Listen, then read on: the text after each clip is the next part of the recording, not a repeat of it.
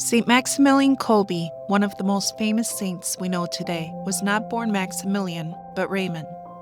He was born January 8, 1896 in Poland. His parents were weavers, but when the business began to fail, they opened a deli that Maximilian, his two brothers, and his mother ran. Raymond was a typical boy, though his mother notes that among his siblings he was the most obedient. However, he also enjoyed playing pranks on people, which led his mother to say out of frustration one day, "Raymond, I do not know what will become of you." This struck a chord with Raymond, and later that day, he knelt before the statue of Mary and prayed. His mother noticed a big change in him after that. He was more pensive and prayerful. She also noticed that, after praying, he often came out of his room with red eyes, as though he had been crying. She finally asked him about it. After some hesitation, he told her that he had asked the Blessed Virgin what would become of him. He said, "Later at church, I asked her once again. Then she appeared to me, holding two crowns, a white one and a red one. Tenderly she looked at me and asked me which one I would choose. The white signified that I would always be pure, and the red that I would die a martyr. Then I answered the Blessed Virgin, I choose both." She smiled and disappeared. He was 10 years old at this time. His mother would later say of this, "From that day on, he was no longer the same. Often, with a beaming face, he would speak to me of martyrdom. This was his great dream." In 1907, when Raymond was 11, he and his older brother Francis enrolled at the conventual Franciscan Minor Seminary. In 1910, when he was 14, the Franciscans allowed Raymond and Francis to enter the novitiate.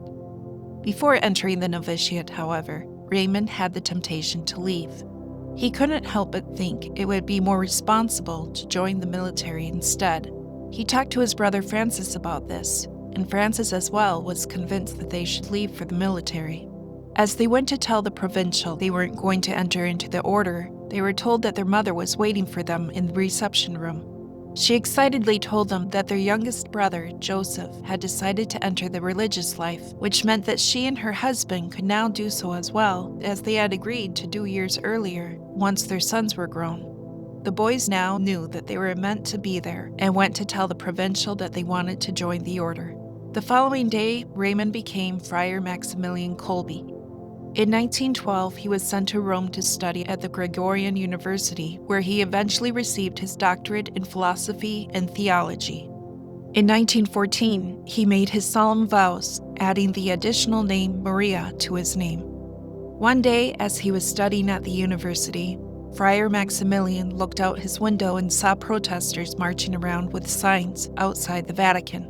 The signs read, "Satan must reign in the Vatican. The Pope will be his slave." Maximilian was deeply disturbed by this. The young college students were pawns of the devil. But then why, Maximilian thought, couldn't they be soldiers for Mary? And so the idea of starting a militia of Mary Immaculate was born. He knew that Our Lady was the key to conquering Satan. Maximilian prophetically wrote, "Modern times are dominated by Satan and will be more so in the future. The conflict with hell cannot be engaged by men, even the most clever. The Immaculata alone has from God the promise of victory over Satan." After forming a small group of men, they held their first prayer meeting and prayed before the statue of the Blessed Virgin, asking her to teach them to be her soldiers. Their armor was a miraculous metal, which each member wore. The first year, they had 25 members. But when Maximilian left Rome, now as a priest, in the summer of 1919 to return to Poland, it seemed he was starting all over again. His efforts were put on pause as he was assigned to teach theology in a Franciscan seminary, and then, again, work was delayed when he was sent to the hospital because he was coughing up blood. But during his hospital stay, Father Maximilian noticed that the hospital used bulletins for advertising. He realized that this was what he needed to recruit more members of the militia of the Immaculata. As soon as he was released, he went to his superior to ask for permission to print bulletins. His superior approved it, as long as Maximilian found a way to pay for it. He thought to himself that he would beg for the funds, but he found out that begging didn't come easily to him. He scolded himself for having too much pride to beg, and twice he left the store without asking for the money. On his third try, he finally was able to succeed in making his request, but still, begging was not considered to be a success. On top of this, writing didn't come easily to Maximilian, and yet he was the one who had to write all the articles. When it came time to pay for the bulletins, he still didn't have enough money, so he went to a nearby church and knelt in front of the altar of Our Lady of Sorrows, begging her for a solution. Our Lady would show Maximilian how her affairs would be handled. As he was about to leave, an envelope lying by the statue of the Blessed Mother caught his eye. On it was written, "For thee, O Immaculate Mother." Inside was the exact amount he needed to pay for the bulletins. Joyfully, after receiving permission from his superior to use the money, who agreed it seemed to be a sign, he was able to pay the printers. Once Maximilian handed all control over to the Madonna, things happened quickly. By 1920, the number of members had increased to 450. By 1926, there were 84,225 members, and by 1940, the number grew to be more than 2 million. The printing company Father Maximilian used was struggling. The workers often went on strike, and the company charged 5 times the usual price. For this reason, Father Maximilian began to consider getting his own press machine, another impossible feat that he put in front of Our Lady. He found a press for sale at a convent, but of course, he had no money. One night, during recreation, the monastery was entertaining a visiting priest from America.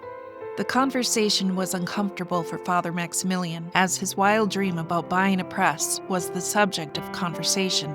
But the American priest was intrigued. He told the others that Father Maximilian should have full support of the project. Then he wrote out a check for $100 saying, "As for my part, I give you this." And so Father Maximilian was able to buy his own press. It was brought into the friary, and soon another brother came to help him, bringing the editorial staff to 3. Together, they printed, packaged, and mailed the 5,000 copies. Father Maximilian still had to do his parochial duties, and the brothers still had to help with the chores in the friary. So as they tended to their duties by day, they worked on the press at night. But soon Father Maximilian realized he needed a more efficient system. Putting his need before Our Lady, Maximilian bought a linotype which would print copies much faster. It was a difficult and complex machine to operate, but Our Lady came through once again. A new brother who wished to enter the monastery just happened to be a mechanic and was put in charge of the linotype. Like the members of the militia of the Immaculata, the number of brothers who wanted to help grew over the years. Having outgrown their space again, they looked for a new place for the press. And after finding land for sale and speaking with the owner, Father Maximilian went to talk to Father Provincial. Father Maximilian always placed statues of Mary everywhere, and so he also placed one on the owner's land. But when Father Provincial refused the land because he thought the price was too high, the landowner said, "What am I supposed to do with this statue?" Father Maximilian, probably thinking he was giving the landowner a wonderful gift, told him to leave the statue where it was. Whether by annoyance or through inspiration, the landowner said, "Never mind, you can keep the land and everything on it is for free."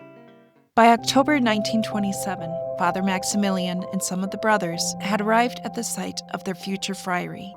A chapel was the first to be constructed, then living quarters.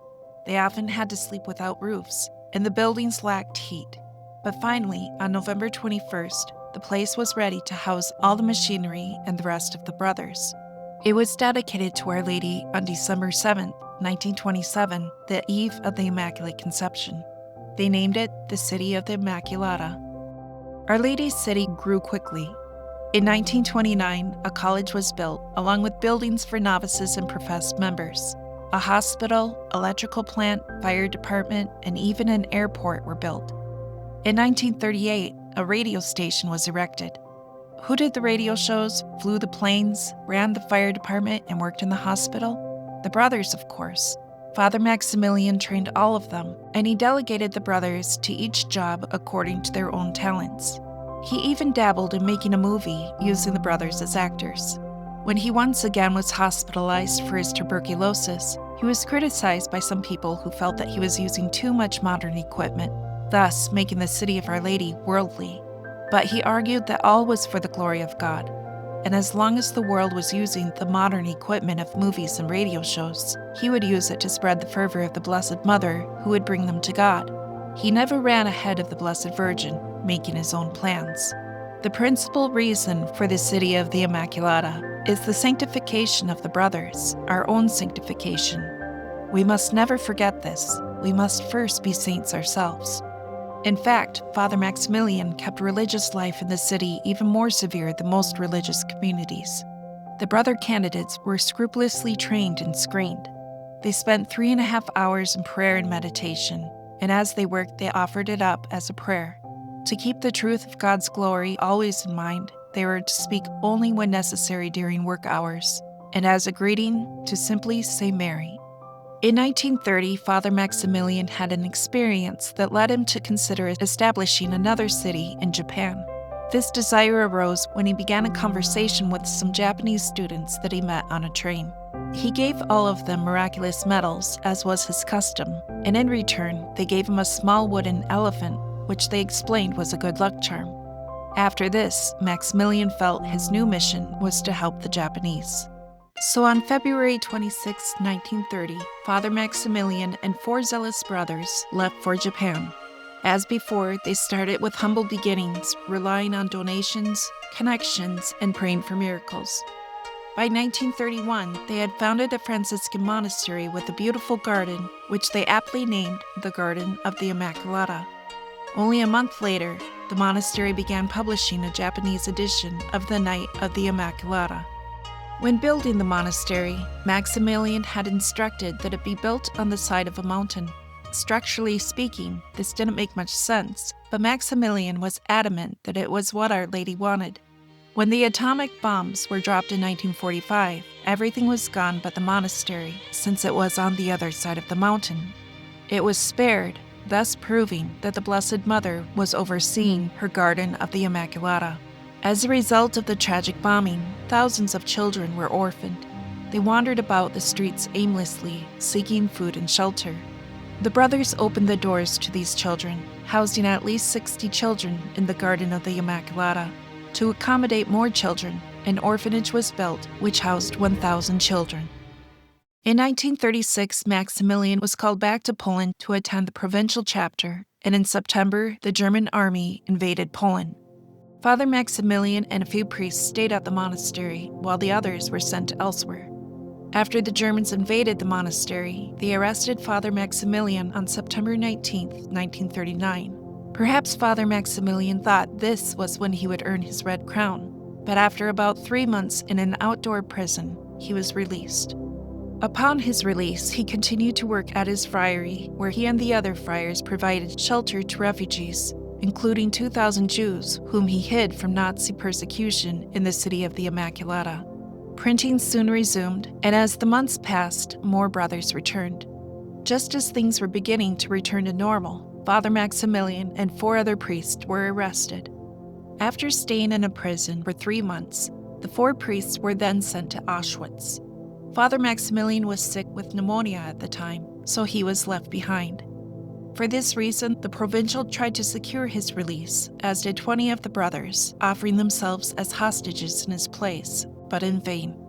In early March, Father Maximilian was transferred to a cell with 2 other inmates. One of these gave an eyewitness account of the following instance, proving Maximilian's heroic virtue. A guard saw Father Maximilian in his habit and snatched his crucifix hanging around his neck, demanding, "You believe in this?" Father Maximilian calmly replied, "Most certainly I believe it." The guard struck him across the face and then repeated the question 3 more times. Each time Maximilian affirmed his belief, only to be beaten again. His cellmates were angry over his treatment and wanted retaliation, but Father Maximilian said, "There is no reason for excitement. You have enough troubles of your own, so it is foolishness. All of this is for a mamina." Shortly after this, another guard brought Maximilian prison clothes because he knew the prison guard's wrath against priests. 2 months later, Maximilian and 400 other prisoners were brought to Auschwitz. He was assigned with other priests to work on building a wall around a crematory. After a few weeks of this, he was assigned to rebuilding swampland by cutting down trees and carrying heavy logs on his back. He was flogged if he went too slow, but Maximilian kept his peace. He told a fellow priest who wanted to help him, "Do not expose yourself to the same treatment. The Immaculata is helping me. I will manage." The guards hated Father Maximilian, and he was often singled out. No matter what he did, it was never good enough for the guards, who did not take into account that he was weak from tuberculosis. They would beat him constantly. One time they went too far, and he had to be carried back unconscious in a wheelbarrow. His inmates smuggled Maximilian to a prisoner hospital where he stayed for 3 weeks. While he was there, Father Maximilian used his priestly powers to help other patients by blessing them, listening to confessions at night, and comforting them with the love of the Immaculata. By July 3rd, Father Maximilian was released and sent back to camp, even though he still had a fever. For this reason, he was sent to Block 12, which was specifically for invalids. The work wasn't heavy, but to pay for this leniency, the food was cut in half of the normal amount. This hastened the death of the already weakened invalids, and Father Maximilian assisted the dying. Shortly after, he was assigned to Block 14. One night, one of the prisoners escaped. The prisoners in Block 14 were worried, knowing that someone in that block would die in place of the escaped inmate. To purposely cause fear and prolong their agony, the men of Block 14 were forced to wait to hear of their fate by standing on their feet all day in the hot sun. They were not permitted even a cup of water, and soon they all began to faint one by one, but not the frail little priest. He kept standing and waiting. At 3 o'clock, they were permitted to eat a bowl of soup and rest for 15 minutes. The goal was not to kill the men, but to make them suffer mental agony and fear. They stood for the rest of the day, until finally, when it was night, they were told that since the prisoner was not found, 10 of them would have to die. 10 prisoners were chosen, but Father Maximilian was not. A man who had been chosen to die began to cry for his wife and children, and as they were sent to Block 13 for death, Father Maximilian stepped forward and offered to take the man's place. The exchange was accepted, and the man stepped back as Father Maximilian stepped forward with the others to die a slow death of starvation. The guards often said to one another how the new group in Block 11 was unusual. They were accustomed to hearing moans of agony and weeping, but with this group, all they heard was prayer and song. The place of death had become a retreat. Sometimes the prisoners were so engrossed in their prayers that they didn't even notice when the guards came in to check if they were dead yet. During the next 2 weeks, the prisoners died one by one from hunger and thirst. Every time the guards came to remove a body, they found Father Maximilian either kneeling in prayer or standing in the middle of the room, calmly watching them. Not once did he beg for food or water or any sort of comfort, and being the weakest of all the prisoners, he somehow was the strongest. It was unnerving to the guards. By the end of the second week, only Father Maximilian and 3 men were still alive. A cell was needed for a new group of victims, so the guards hastened death by giving the prisoners a shot of carbolic acid. When they approached Father Maximilian, who was weakly sitting against the wall, he handed them his left arm, saying, "Ave Maria." He died on August 14th, the vigil of the Feast of the Assumption. Before his death, Father Maximilian would console others, saying, "They may kill our bodies, but they cannot kill our souls. If we die, we shall die peacefully, resigned to the divine will." And this was the secret to his peace: total resignation and the consolation of dying in the arms of his Immaculata.